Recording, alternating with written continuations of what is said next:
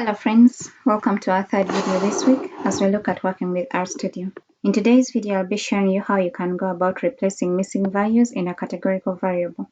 My name is Mercy Consolator Kello. Let's get started. So there are a number of ways that you can handle missing values, one of which is to replace them with some value.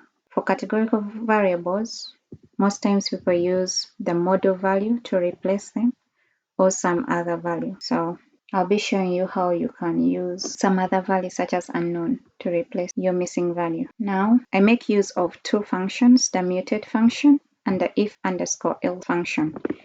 And this is what works for me. There are a number of other methods that you can basically use to accomplish the same thing. But in this video, I'm showing you what I have used and what works for me. So to use those two functions, we need to call in the dplyr package.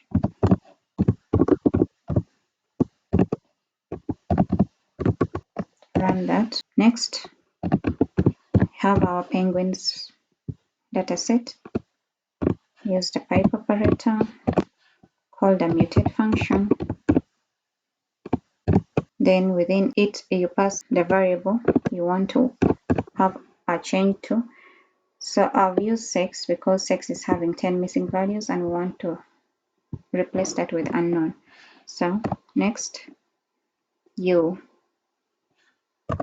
assign this to the if-else. You assign the if-else function to that value. Within this, you specify the condition. So is.na for sex.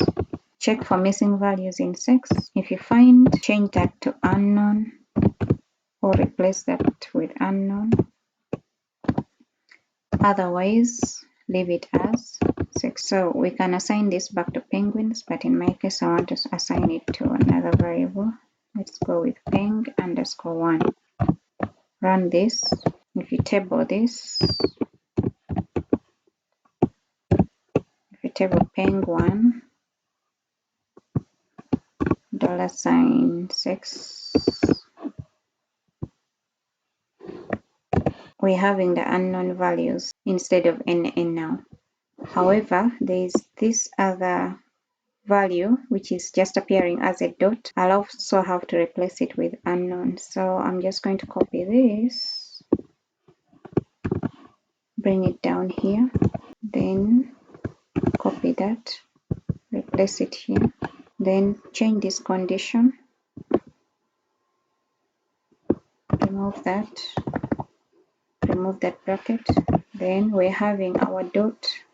So you're basically saying that if you find the dot, replace it with unknown, otherwise leave it as sex, and then you save it back to the value. So we run this. If we run the previous code of the table, should be able to see that change. So as you can see, we're now having 11 unknown values. So this one has been stored as unknown, making the total now coming to 11. So that has been it for this video. If you've enjoyed the content, give the video a thumbs up, share with your friends, and please subscribe to the channel so that you're posted on new videos as they're released. Thank you and happy learning.